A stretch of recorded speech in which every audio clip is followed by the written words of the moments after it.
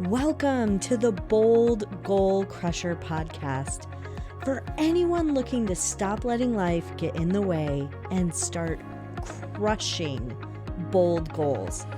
I'm your host, Sara Mayer, and I'm thrilled to navigate this journey with you because it's time to start boldly achieving without working double time. So let's dive in. Hello, Bold Goal Crushers. I'm super excited about this episode today. I think you're in for a real treat. I know many of you are looking for something different, and I think this guest will open your eyes to some new possibilities. So let me introduce Chris. Chris had a passion for becoming financially free and helping others achieve the same. And in 2004, he authored a book called The Debt-Free Diet, Guiding People to Financial Health. He made his first real estate investment in 2004 at 24 years old and has personally bought and sold multi-million dollars worth of investment properties. Currently, he owns a portfolio of billboards, and yes, you heard that correctly, and is teaching others how to generate passive income doing the same. He is passionate about helping others achieve financial freedom and loves guiding people on their transformational journey. Chris, I'm so excited to have you on the show. Thanks for having me. I'm glad to be here. Yeah. So I always love a good backstory. So I just want to know right off the bat, like billboards, how did you even get into that? Billboard piece was because I was looking for passive income. I was investing in real estate, but I was driving underneath this billboard week in and week out and realized it had been run down for probably a year and no one was changing. Nothing was changing on it. And so I finally just called the person. So it was a very uneventful entry into it, but it was one of those, I think I was looking for the opportunities of investments in more passive income alongside my other rental properties and that kind of stuff. And so that was one of those that came about just by happenstance of driving under one. But then once I got into it, started developing and growing that portfolio. Oh, wow. So you started this journey in 2004. What really prompted you to write your book? Like, how did that get started? Yeah, let me actually take a step a little bit before that Yeah. because I'll tell you more of the backstory. So I got married the same day I graduated college and had a wife, no job, and then loaded up on debt like everybody else. We had two cars, one of which I had to get in through the passenger side car. The other had a leak in the roof. When it rained, the back seat filled up with water. So I live in the South in Arkansas. You can only imagine how that smelled once the hot Mhm. summers came about, right? Really warm. Traded those in and got married, did what everybody does. You have a job. I made a whopping $8 an hour and started piling on debt. We bought a house, a new car. We traded in our two for one, but that's how poor we were, that we had no way to get around, nothing like that. Started building the debt up, even joined a country club, right? Like everybody else. But realized, wait a minute, something's not right here. This isn't going to work. And one of my first jobs was actually in the sales industry and pharmaceuticals. And every year they did layoffs. And so what they would do is tell us to go sit by the phone and wait, and you would get this call. And if you got the call, you got to keep your job. If you didn't, you were going to get an email saying you had been laid off. That was a scary place to be as a young married person that was trying to figure out their way in the world, building up this debt. And so I decided at that point, I didn't want that to ever happen in my future again, where I had to feel that way that I couldn't provide. And so I started studying how to build wealth, how to get out of debt, how to create that financial freedom. So that's what actually led me to starting that. So I started this journey of discovery and learning about that process because I didn't grow up that way. My parents weren't doing that. No one in my circles were doing that.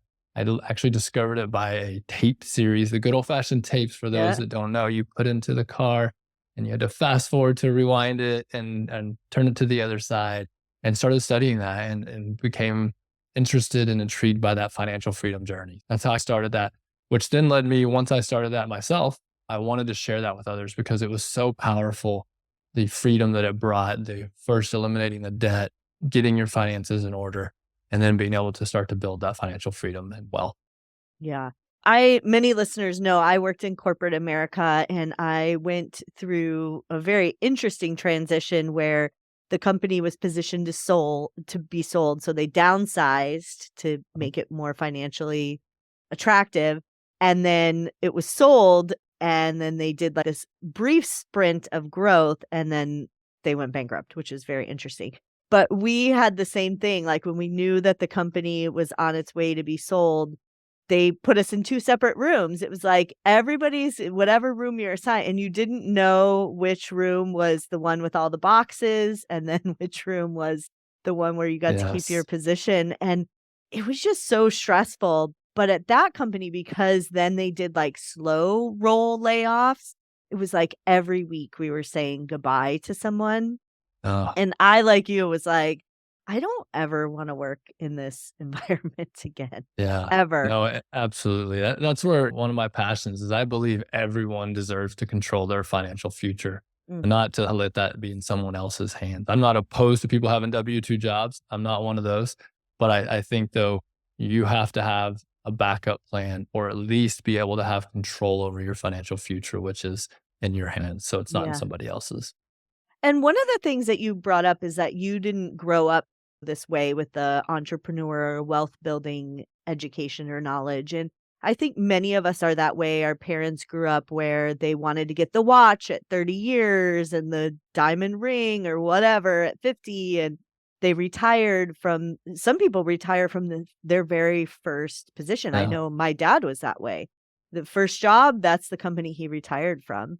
So, how do you help people get that knowledge? Because it's not something that maybe is ingrained in their family. Yeah, I think that's one of those things that one, everybody's out there is open to something different and some change. Sometimes they just have to be presented that opportunity. Sometimes it's through problems or pain.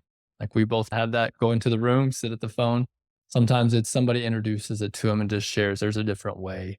And so a lot of times it's a matter of just sharing those opportunities and just talking about a different way where you don't have to do it like everyone else is doing. You've got the big gurus out there like a Dave Ramsey saying that the debt is dumb and that kind of stuff, and that others are saying that you gotta build the wealth and leave your job and be an entrepreneur. But I think it's a bit of a mix of those things. It's more about what's the best for you and your family and what your personality style is. And there's no right or wrong way. I think that's what's awesome about entrepreneurship. I think that's also what's awesome about the path to financial freedom. Financial freedom just means you are in control of what you do, when you do, and how you do it, and that's what I want people to get is that ability. So if you want to go work, then go work. If you love your job, stay there. But it doesn't own you. You're able to be in control of that in the future. Yeah. So, what would you say is the first step for somebody who's sitting there? They may be sitting in their cubicle, oh, I can't be here anymore. Or they may be sitting in their corner office saying, is this what I work so hard for? What would you say is the first step of really dreaming something up that's different? Yeah, I think the very first step, and I tell this to everybody, is it's a mindset thing. And I was the one 20 years ago when I started studying building wealth. I skipped the mindset chapters. I went straight to the tactics. I didn't want to know about the mindset. I wanted to go straight to the how to show me the investments, show me the moves to make, but that is not the actual way. So the mindset is important to become or to be that person that you want to be in the future. So how do we generate that in our head and our mind and our heart that we want to be financially free, want to be wealthy, that we want to have freedom, whatever that is, because that's who we will become. So I think you have to start first by just deciding that. You have to cut off those other things. That means you're going to maybe give up for a minute or two some luxuries that you have as you take that path forward. That you may be and do things different than everybody around you. When everybody else is going to happy hour 5 nights a week or doing something different, that may not be, but that's who you've decided to become, which means you'll take the actions. So that's the first thing I think. I think that mindset is huge. You have to decide that first. Then I would move into some of the more tactical things, which could be my first step is always to one, take inventory. Where am I? I have to know where I am before wherever I'm going to go. I think that's a very important thing. First, you have to have that vision. You then take the inventory and then you can get a plan. But what Yeah. we do, so I call that the VIP. What I always tell people is this, I always start with the baby steps. So what's that inventory look like? Be real. A lot of times people just are lying to themselves. They're way in over their head. They've got a lot of debt. They have a lot of things that are holding them back. that actually they could just cut out a few things and their life would drastically change. Their stress levels would come down and that would change their future. But some of that is just getting out of debt. Some of that's having a budget, that old B word or a spending plan. So simple, but a lot of this is psychology. Actually, most of it is. The math piece of getting out of debt, of building wealth, is not the hard part. It's 80% psychology, 20% actually execution. When you realize that, then it becomes a fun game because everybody has the opportunity to win the game. It's just the ones that don't get the mindset of saying, all right, I'm going to do this. This is who I'm going to become, and do that for a long period of time. It makes a big difference once you start to realize that. That's really interesting because I work with a lot of people who are setting what I call bold goals. And people set goals all the time. And many times they're like, oh, I'll do this by February or whatever. And those things are great. And that's a great way to keep you motivated, to keep you going.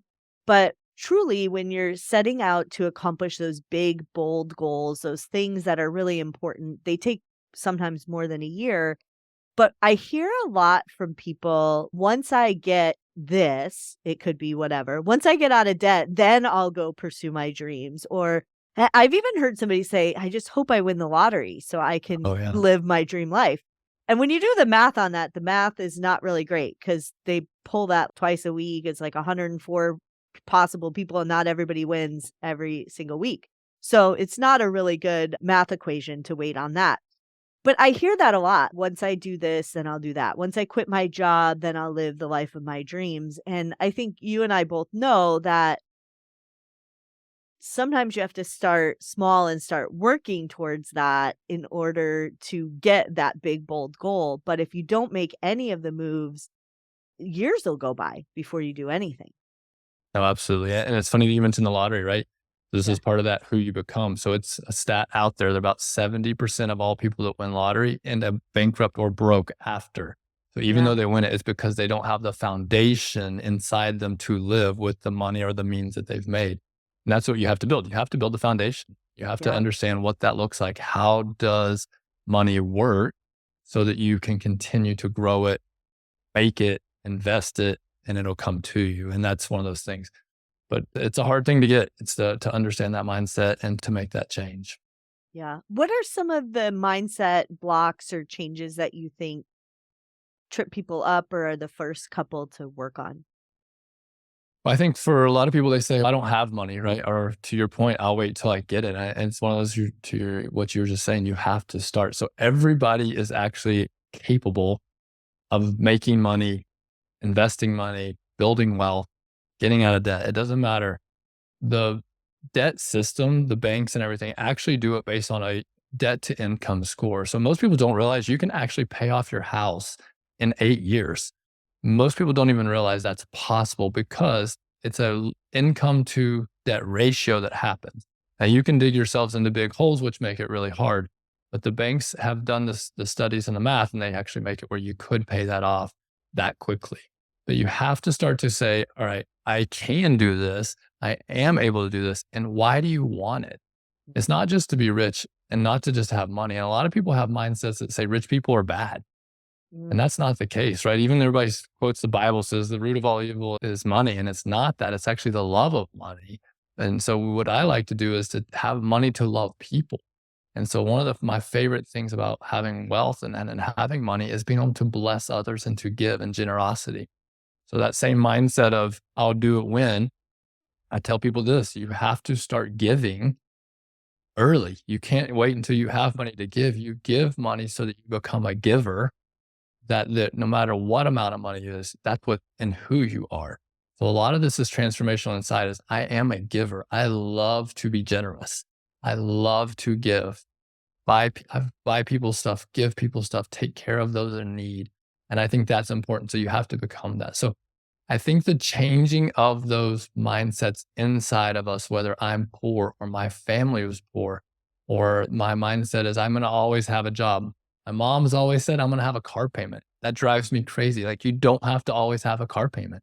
That's yeah. not accurate. Those are little things that we say to ourselves that we plant the seeds of, and then we try to fulfill those. Some of those are just protection mechanisms. Some of those is because we don't want to be accountable.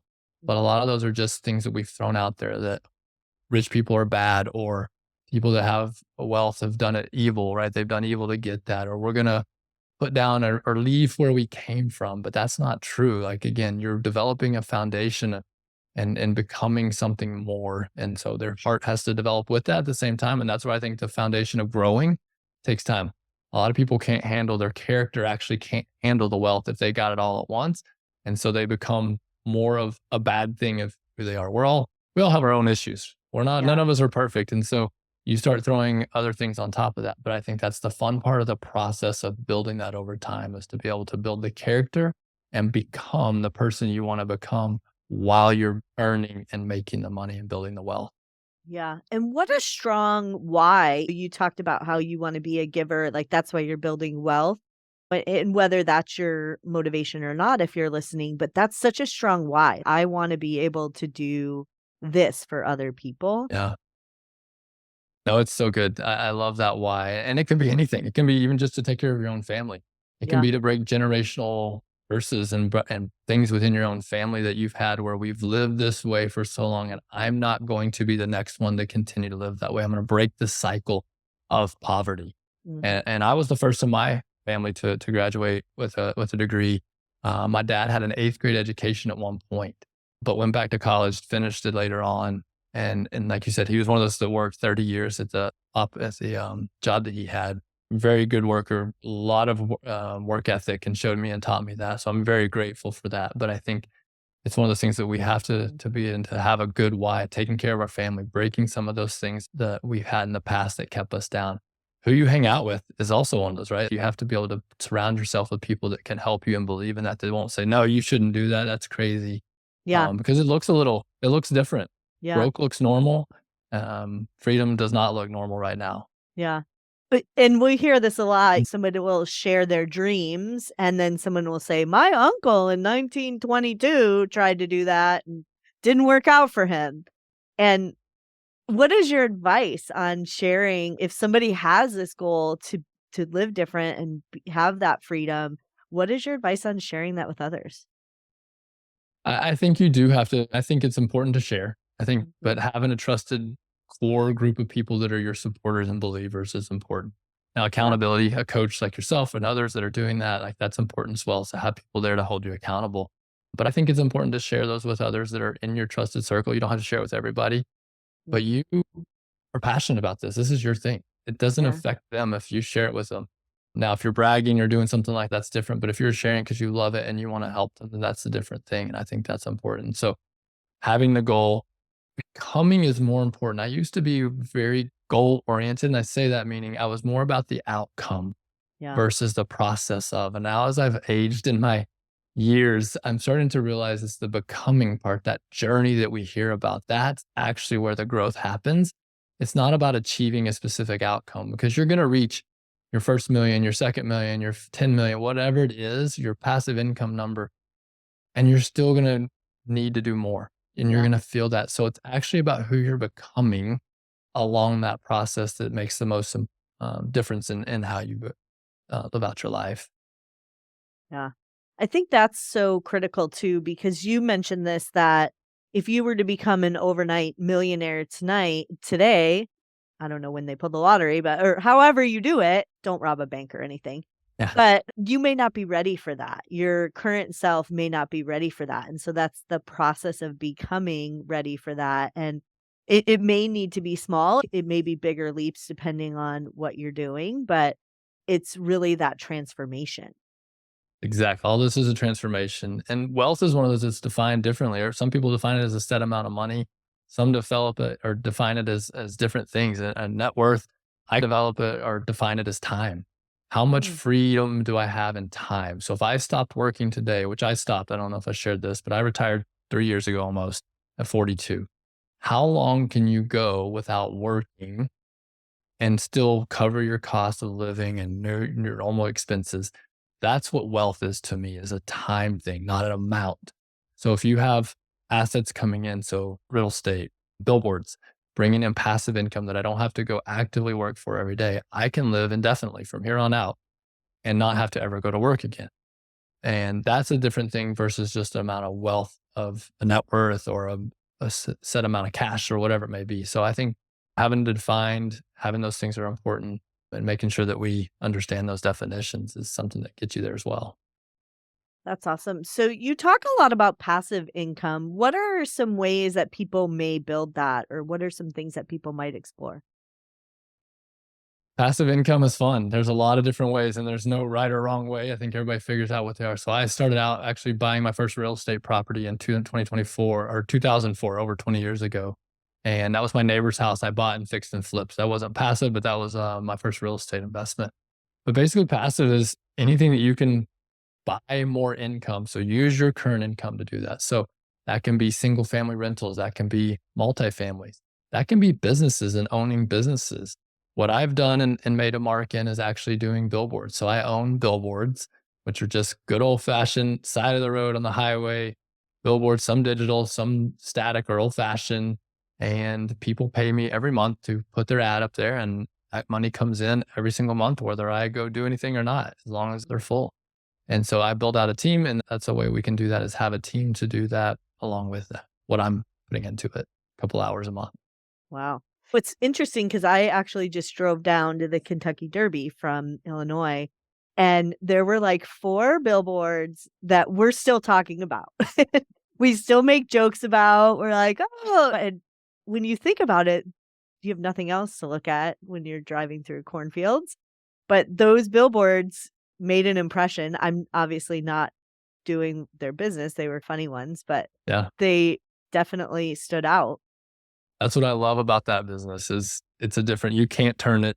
There's not 1,000 channels. You think about the other forms of media out there right now. You have all of the social media, your TikTok, Facebook, Instagram, Snap, whatever it may be. So when you're buying media as an advertiser, there's lots of places, and I can change any of those. The television now, Direct TV, Netflix, Hulu, all the different things along with your regular cable channels and local channels. So if I'm an advertiser, so many choices and options, the radio, XM, podcast, all these different things.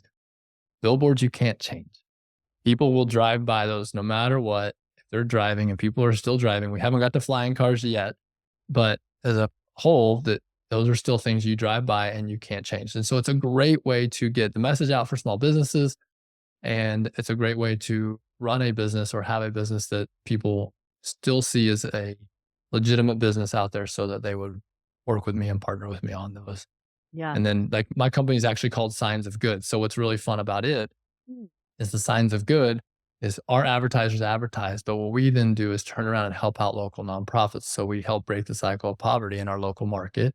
And we do that through helping with single moms. We help feed the hungry. We take care of foster care, adoption, those kind of things. So we actually take the advertisers' dollars in and then turn around and give it back out, portion of that out into the community that we live in and work in. But it's a lot of fun. So the signs are actually doing good here in the community.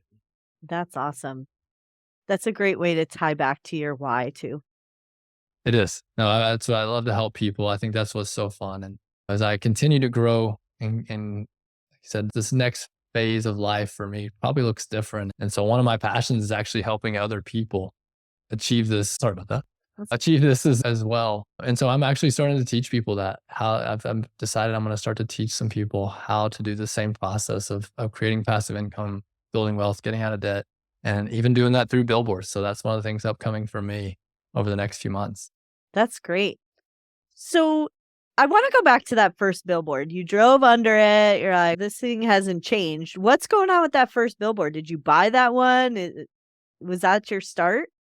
Yeah, so I actually did. I drove by that one and I called the guy that owned it. And he was actually, this was in 2011. And obviously the great financial crash had just happened and he was going bankrupt. He was a developer and owned all kinds of land. He actually had built that billboard for to advertise his neighborhood that he had built and some other properties. He was going bankrupt and he said, you can have it for what I paid for it, which was heard of. And so I was able to share that, say, yes, I would buy that and got that from him. He actually sold that to me and started owning that in 2011 and I still own it to this day. And so it was a great thing, but I had to go find who it was, reach out to him and negotiate that deal so that I could purchase that. What's great about Billboard, so it was a single pole that had 4 signs on it. which is four faces. So I make that equivalent to doors if you're buying Yeah. real estate. So it's similar to buying a fourplex. And each one of those were at that time $650 a month. So almost $2,400 Mm. a month coming in from that on a $75,000 purchase. So a Wow. really good deal for that one back then. So what's great is those are just passive income that come in, and most billboard contracts are somewhere around 12 months. And so people stay on just like they do leases on houses and that kind of stuff. So it's really a great way to do that. So I love the billboard business. That's what got me into it. My first one was that, and I still own it to this day. Wow. Now, real quick before we close, what's your favorite advertisement that you've ever put up on a board for someone? Favorite advertisement. So we had one in our local market that was actually a contest that a local realtor ran. Hmm. And they ran this contest and kids submitted their artwork. And the kids' artwork was then judged, and the winner of the votes were then put up on. We actually printed it out and made it a billboard and put it up on the billboard. So it was a kid's art project up on the billboard, and everybody could go see it. So that was a lot of fun to know that somebody got to see that, because it's really fun to be able to do that, be able to surprise people or to put things up like that. And so I think that's a really cool thing. Oh, that's awesome. Now, if somebody was interested, you said you've started teaching people how to live a debt-free life or find financial freedom. Somebody was interested in that, how might they connect with you? What might they expect? Yeah. So the best way right now is to go to wantmore.org. And that's where you can reach out to me. Right now, I have a free resource, actually, a guide to passive income via billboards if they'd like to grab that. And basically, that just shows them the ins and outs of that if they wanted to get into that. So it's a really fun thing, really easy to do. But wantmore.org is a great way to follow me and able to give them that information from that. Great. That's a great billboard too. Want more that QR code. Yeah, that's my website that I've had for since 2004 of really wanting to help people again. I want people to get more out of life, and it's one of those things, and that I think everybody has that opportunity, and I think it's important to learn. And it's actually funny, a story I tell is I was into my barn just the other day working out, and I have a kind of a CrossFit barn I'm wearing that is really hot. And this little hummingbird flew in. So I have two garage doors on each end, and it flew in. It went up into the rafters of the barn and was flying back and forth. And there's no way to get out up in the rafters, and it was stuck. And I was like, oh my gosh, this thing's going to die. It's so hot in here. It's just wearing us. You've seen hummingbirds. They're just flying. They're fluttering 90 miles an hour. And I watched it and I'm like, man, how am I going to get this thing down? Is it going to come out? It did not come down. It was stuck up there. I finally went and got my wife's hummingbird feeder, Hmm. brought that over and started putting it lower and lower. And I put it on the rafters. It finally found it, got a drink. And then I lowered it down onto the top of the ladder and it came down to that, but it came down and then it turned around and went right back up. I did this 3 or 4 times and I was sitting there and this was probably 30 minutes I was invested in this little bird, and watching it go up and down, back and forth, just beat its head, came down lower, like it could see clearly out either side. It could have flown out, but it turned around and went right back up. I did it again. He finally came down and he got out. And I was like, oh my gosh, how many times am I that hummingbird that Mm. I'm beating my head, flying back and forth? And sometimes I just need somebody to come in and show me the path to get out. It could be going down, it could be going left, it could be going right. And all I did was I never touched the bird.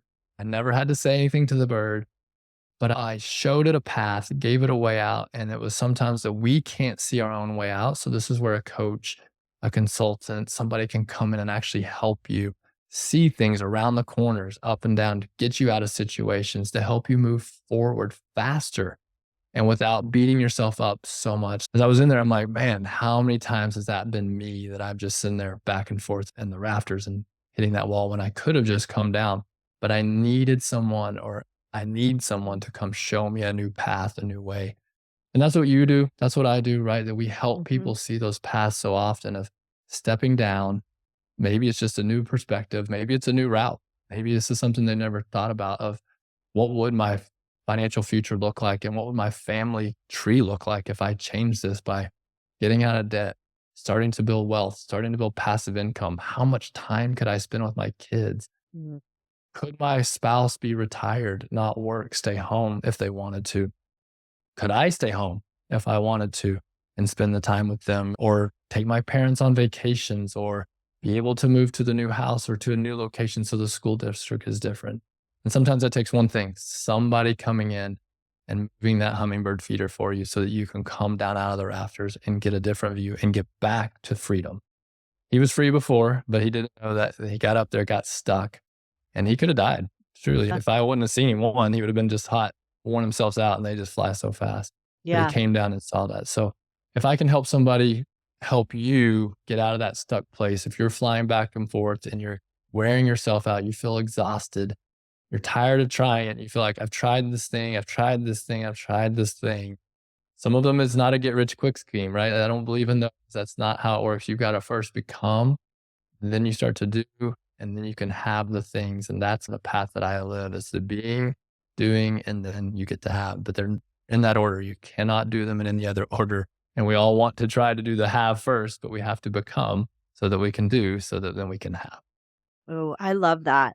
I think so many times we skip those steps or we're not even taking the steps because we think we need to have something in order to do it or before we can even get started. Absolutely. That's where the Yeah. becoming, right? That's that mindset. Yeah. It's who am I? I have to see myself as this. I have to believe that. And I have to do the things to become that person. And when I start doing the things to become that person, lo and behold, I start to have the things that that person did because became that person. I started doing the things of that person, and then I get to have the things of that person. But you cannot do them in a different order. You Yeah. have to do the be, do, have. And I really think of this I love this hummingbird story. I actually had a hummingbird experience similar where it was stuck in the sunroof thing. Yeah. That was a whole process, but I it's really equivalent to, like, corporate. Like, when I left corporate, they set the goals for me, I achieved the goals, I did these things, and then I was a high achiever, so it worked out, and when I was on my own, I realized that I had a lot of skills and knowledge that was transferable, but the path, like you said, the hummingbird going up had worked for me in corporate America, and it did not work for me when I was on my own. And so I had to strip away some of those things and realize that just because I was doing all these things in my business doesn't mean I was doing the right things. Exactly. Yep. That's exactly right. So, but Yep. see, that's you recognizing. So that's the inventory. Yep. That's the realizing where I need to do, changing who you become. So I want to go be my own person, not a corporate person anymore. It looks different. And then you started doing the things that entrepreneur Mm. does differently. And that's, I have to eat, not just be busy. Yeah. And so I have to do things a little different. I need results, not just time and chair. And then you started to have, which is a successful business that you now have. And Yep. so that's the way it works. So it's like a lot of those things can be attributed to that. We just realize that's how it works. Yeah. Awesome. I could talk to you all day. So remind everyone where to find you. Yeah. So wantmore.org. So like you want more money. Wantmore.org is the best way to find me right now. And again, that's where you can pick up that free guide to passive income, and that'll get you started in looking at those. And if I can help you in any way, then reach out to do that as well. All right. Sounds good. Thank you so much for being on the show. I, My pleasure. again, could talk to you all day. Great Let's do it again. conversation. Let's do it. All right, bold goal crushers, it's time to get out there and crush your goals and everything that gets in the way so you do not need to work double time. So let's get to it.